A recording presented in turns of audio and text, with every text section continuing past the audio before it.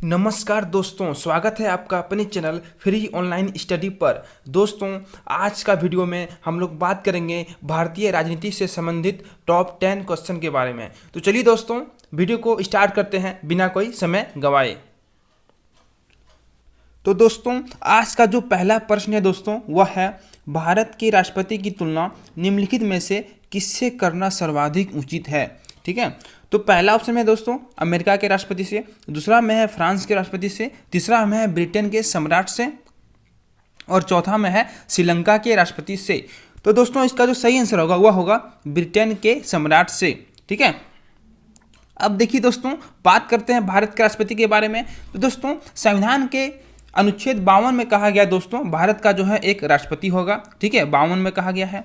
उसके बाद दोस्तों 53 में कहा गया है कि भारत का जो राष्ट्रपति होगा दोस्तों, उसमें जो है भारत की जो संघ की जो कार्यपालिका शक्ति होगी वह उसमें निहित होगी। ठीक है, तो ये किस में कहा गया दोस्तों, यह जो है अनुच्छेद 53 में कहा गया है कि संघ की कार्यपालिका किस में जो है निहित होगी, भारत के राष्ट्रपति में। उसके बाद दोस्तों अनुच्छेद 54 में कहा गया है, अनुच्छेद 54 में कहा गया दोस्तों भारत का जो है राष्ट्रपति का निर्वाचन जो है कैसे होगा। ठीक है, वह 54 में कहा गया निर्वाचन प्रणाली के बारे में। और भारत के जो राष्ट्रपति है उनके निर्वाचन प्रणाली की जो है वह किस पद्धति के अनुसार होगी, यह जो है दोस्तों अनुच्छेद में 55 में कहा गया। ठीक है, 54 में निर्वाचन के बारे में बोला गया है और 55 में निर्वाचन पद्धति के बारे में बोला गया है, जो क्या है एकल संक्रमणीय अनुपातिक प्रणाली। ठीक है, याद रखिएगा दोस्तों, यह अनुच्छेद 55 में कहा गया है दोस्तों। तो दोस्तों ये जो है वह बात राष्ट्रपति के बारे में। अब बात करते हैं कि ब्रिटेन के सम्राट से। अब देखिए, जो ब्रिटेन दोस्तों, यहाँ से जो है हम लोग जो है संसदीय शासन प्रणाली जो है हमारे संविधान से लिया गया है, ब्रिटेन से। ठीक है, और बात करते हैं कि संघात्मक कहाँ से लिया गया है। तो दोस्तों संघात्मक जो है वह कनाडा से लिया गया है। कहाँ से लिया गया है, तो क्या होगा कनाडा। ठीक है, कनाडा के संघात्मक और संसदीय जो है ब्रिटेन से लिया गया है। और दोस्तों ब्रिटेन से दोस्तों एकल नागरिकता भी लिया गया है। विधि निर्माण प्रक्रिया भी जो है ब्रिटेन से ही लिया गया है। ठीक है, और दोस्तों यहाँ पे जो है अमेरिका, दोस्तों अमेरिका से भी जो है बहुत कुछ लिया गया है, जैसे जो हो गया मौलिक अधिकार हो गया, उपराष्ट्रपति, राष्ट्रपति पर महाभियोग। उसके बाद दोस्तों उच्चतम और उच्च न्यायालय के न्यायाधीश को जो है हटाने की जो विधि है। ठीक है दोस्तों, वित्तीय आपदा, तो ये सब जो है दोस्तों यह जो है अमेरिका से लिया गया है।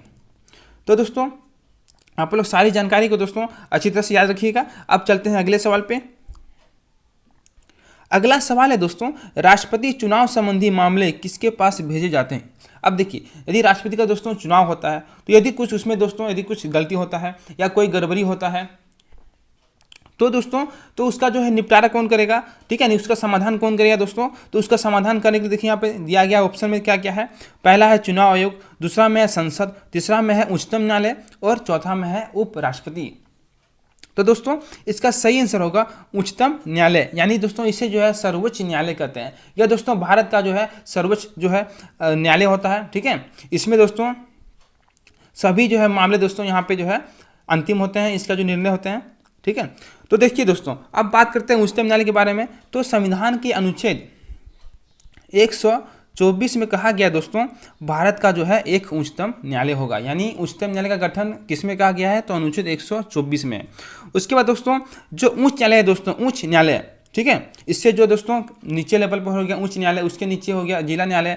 तो जो उच्च न्यायालय है दोस्तों यह जो है संविधान के 214 में कहा गया। अब देखिए दोस्तों 124 क्या हो गया, उच्च न्यायालय, सॉरी दोस्तों उच्चतम न्यायालय, और 214 इसी का दोस्तों यदि हम लोग दो आगे करते हैं और एक जो है हम उसके बाद लगाते हैं तो 214 बन जाता है। यह जो दोस्तों उच्च न्यायालय के गठन से संबंधित है। ठीक है, तो दोस्तों याद रखिएगा आप लोग 124 हो गया सर्वोच्च न्यायालय या उच्चतम न्यायालय और 214 हो गया उच्च न्यायालय। ठीक है, और दोस्तों जो 123 है दोस्तों, 123 जो है इसे द्वारा दोस्तों यह अनुच्छेद में कहा गया कि राष्ट्रपति जो है वह अध्यादेश जारी कर सकता है। ठीक है, 23 हो गया अध्यादेश वाला और 24 हो गया उच्चतम न्यायालय से।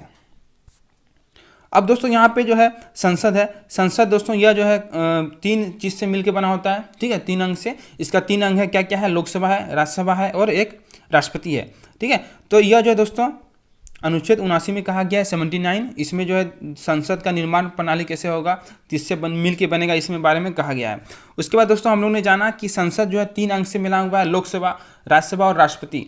तो राष्ट्रपति दोस्तों हम लोग ने पहले जान लिया कि यह 52 के अनुच्छेद में कहा गया है। और दोस्तों उसके बाद हो गया दोस्तों 79 हो गया संसद, 80 होगा दोस्तों यह हो गया राज्यसभा, और दोस्तों 81 जो है दोस्तों यह हो गया आपका लोकसभा। ठीक है, तो राज्यसभा हो गया 80 अनुच्छेद के तहत होगा, 81 अनुच्छेद के तहत जो है वह लोकसभा होगा। लोकसभा को दोस्तों निम्न सदन कहते हैं और राज्यसभा को जो है हम लोग क्या कहते हैं, उच्च सदन। ठीक है, तो दोस्तों ये जो है जानकारी आप लोग याद रखिएगा।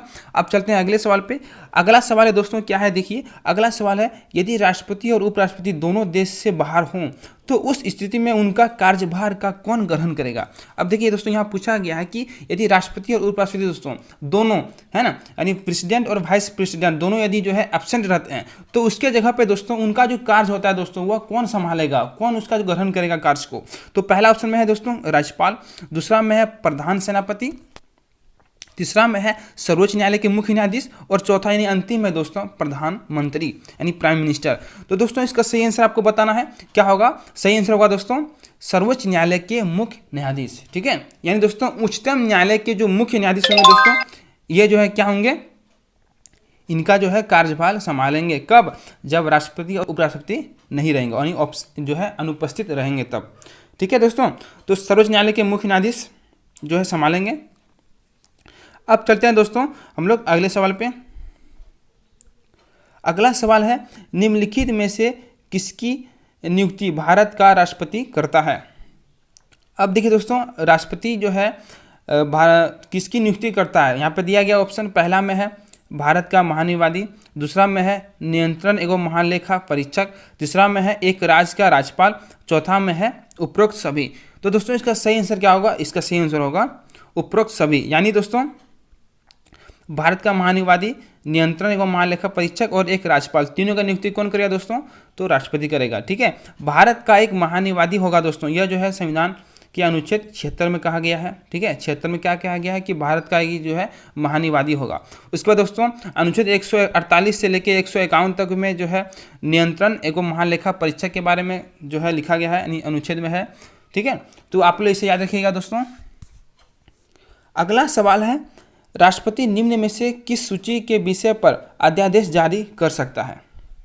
अब देखिए राष्ट्रपति जो है किस सूची पे, तो पहला सूची है राज्य सूची, दूसरा है संघ सूची, तीसरा है संघ एवं राज्य सूची, और चौथा है दोस्तों संघ एवं समवर्ती सूची। तो दोस्तों इसका सही आंसर क्या होगा, सही आंसर होगा संघ एवं समवर्ती सूची। अब दोस्तों बात करते हैं इसके बारे में, क्या है यह। तो दोस्तों 7वीं अनुसूची में दोस्तों शक्तियों का बंटवारा किया गया है, जो कहाँ से लिया गया है, जो कनाडा से लिया गया है और ऑस्ट्रेलिया से। ठीक है, तो दोस्तों इसमें जो है 3 सूची का वर्णन किया गया है। पहला संघ सूची, इसमें दोस्तों जो कानून होते हैं दोस्तों वह केंद्र के सरकार के द्वारा बनाए जाते हैं। उसके बाद है राज्य सूची, जिसमें दोस्तों राज्य सरकार कानून बनाती है, और अंतिम है दोस्तों समवर्ती सूची, जिसमें दोनों जो है कानून बना सकती है। लेकिन यदि दोस्तों विवाद की स्थिति होगी तो केंद्र वाला जो कानून होगा उसे जो है ज़्यादा मान्यता मिलेगा। ठीक है, अब देखिए दोस्तों जो संघ सूची है दोस्तों, इसमें जो है दोस्तों पहले जो था 97 विषय था, लेकिन अब दोस्तों बढ़ के जो है 100 हो गया है। ठीक है, यानी 100 हो गया है। उसके बाद दोस्तों जो राज्य सूची है दोस्तों, इसमें जो था पहले 66 यानी 66 था, लेकिन अब घट के दोस्तों 61 हो गया है। उसके बाद दोस्तों जो समवर्ती सूची है दोस्तों, इसमें जो था 47 था पहले, लेकिन अब जो है दोस्तों कितना हो गया है 52, यानी अब जो है 47 से कितना हो गया 52 हो गया है। तो दोस्तों आप लोग इसे याद रखिएगा। ठीक है, अब जो है हम लोग चलते हैं अगले सवाल पे। अगला सवाल नंबर 6 है दोस्तों, वह है राष्ट्रपति को लोकसभा में किन 2 सदस्यों को मनोनीत करने का अधिकार है। तो पहला है अल्पसंख्यक, दूसरा है एंग्लो इंडियन, तीसरा है विशिष्ट क्षेत्र के व्यक्ति, और चौथा है राष्ट्रपति की इच्छा पर। तो दोस्तों इसका आंसर आप लोग को बताना है नीचे कमेंट बॉक्स में, क्या होगा। तो दोस्तों इसका सही आंसर क्या होगा, एंग्लो इंडियन। ठीक है, तो दोस्तों राष्ट्रपति जो है दोस्तों 2 सदस्य, ठीक है 2 सदस्य का जो है जो एंग्लो इंडियन से संबंधित होते हैं उसका मनोनीत कर सकते हैं। और दोस्तों राज्यसभा में जो है यह 12 सदस्यों का जो है मनोनीत करते हैं। तो 12 और 2 कितना हो गया दोस्तों 14, यानी दोस्तों टोटल जो है संसद में है जो है राष्ट्रपति 14 सदस्यों का जो है मनोनीत करते हैं। ठीक है, तो दोस्तों इसे जो है आप लोग याद रखिएगा। हाँ, उसके बाद दोस्तों अब चलते हैं अगले सवाल पे। अगला सवाल है लाभ के पद का निर्णय कौन करेगा। अब देखिए यदि कोई जो व्यक्ति दोस्तों लाभ के पद पर होता है तो उसका निर्णय कौन करेगा। जैसे मान लीजिए किसी का चुनाव होना है, राष्ट्रपति का या उपराष्ट्रपति का, राज्यपाल का, तो दोस्तों वह किसी लाभ के पद पर नहीं होना चाहिए पहले से। तो उसका निर्णय कौन करेगा दोस्तों, निर्णय तो देखिए पहला है राष्ट्रपति एवं राज्यपाल, दूसरा है संघीय संसद, तीसरा है उच्चतम न्यायालय और चौथा है संघ लोक सेवा आयोग यानी जो हो गया UPSC, union public service commission. तो दोस्तों इसका सही आंसर क्या होगा, सही आंसर होगा आपका संघीय संसद। ठीक है, यानी संसद दोस्तों निर्णय जो है करेगा कि कौन जो व्यक्ति जो है लाभ के पद पर है और कौन नहीं है। ठीक है, अब जो है दोस्तों हम लोग चलते हैं अगले सवाल पे। अगला सवाल है दोस्तों, एक ही व्यक्ति को कितनी बार भारत का राष्ट्रपति बनाया जा सकता है। अब देखिए एक ही व्यक्ति जो है कितनी बार बन सकता है, एक बार है ना, वह एक बार बन सकता है, केवल एक बार, दूसरा कई बार, तीसरा है 2 बार और चौथा है 3 बार। तो दोस्तों एक ही व्यक्ति जो है भारत का राष्ट्रपति जो है कई बार बन सकता है। ठीक है, कई बार जो है इसका क्या होगा, सही आंसर हो जाएगा। कई बार भारत का राष्ट्रपति एक ही व्यक्ति बन सकता है। हमने बताया दोस्तों भारत का एक राष्ट्रपति होगा कितना में, तो अनुच्छेद दोस्तों 52 के तहत जो है भारत का एक जो है राष्ट्रपति होगा। ठीक है, और यह दोस्तों कार्यपालिका जो संघ की होगी, इसका जो है मुख्य अधिकारी कौन होगा, तो राष्ट्रपति होगा अनुच्छेद 53 के तहत। हाँ, संघ की कार्यपालिका शक्ति किस में निहित है, तो राष्ट्रपति में, अनुच्छेद 53 के तहत है। और 54 में क्या हो गया, 54 में जो हम बताए निर्वाचन हो गया राष्ट्रपति का, और निर्वाचन जो पद्धति होगी वह 55 में कहा गया है। ठीक है, और जो भारत का राष्ट्रपति दोस्तों यह 123 के तहत जो है अध्यादेश जारी करता है, और इसके बारे में और जान लेते हैं। और इस पर जो है दोस्तों महाभियोग जो है अनुच्छेद 61 के तहत लगाया जाता है। और दोस्तों एक और जो है यह जो है अनुच्छेद 72 में दोस्तों कहा गया कि भारत का जो है क्षमादान की जो है क्या है, किसको दे सकता है, वह अनुच्छेद 72 में कहा गया है। ठीक है, इसे आप दोस्तों याद रखें 7-2 यानी 7-2 क्षमा। यदि कोई आदमी मांगता है दोस्तों क्षमा, तो वह जो है 7 मांगता है कि आप जो है मेरा सपोर्ट कीजिए, मेरा साथ दीजिए, यानी 7-2 यानी दोस्तों 72 जो है यह क्या बताता है कि भारत का जो है राष्ट्रपति का क्षमादान के बारे में। ठीक है, अब दोस्तों हम लोग चलते हैं अगले सवाल पे। अगला सवाल है दोस्तों, मूल संविधान में यह उपबंध था कि उपराष्ट्रपति का निर्वाचन संयुक्त अधिवेशन में संवित संसद के दोनों सदनों द्वारा होगा। किस संविधान संशोधन अधिनियम द्वारा यह संयुक्त अधिवेशन की प्रक्रिया को समाप्त किया गया। तो पहला ऑप्शन में है 11वां संविधान संशोधन अधिनियम 1961, दूसरा है 16वां संविधान संशोधन अधिनियम 1963 और चौथा है दोस्तों तीसरा है 23वां संविधान संशोधन अधिनियम 1970 और चौथा यानी अंतिम है दोस्तों 27वां संविधान संशोधन 1971। तो दोस्तों इसका सही आंसर क्या होगा, इसका सही आंसर होगा 11वां संविधान संशोधन अधिनियम 1961 के तहत। ठीक है, तो अब जो है हम लोग चलते हैं अंतिम प्रश्न पे, क्वेश्चन नंबर 10 दोस्तों आज का अंतिम प्रश्न है।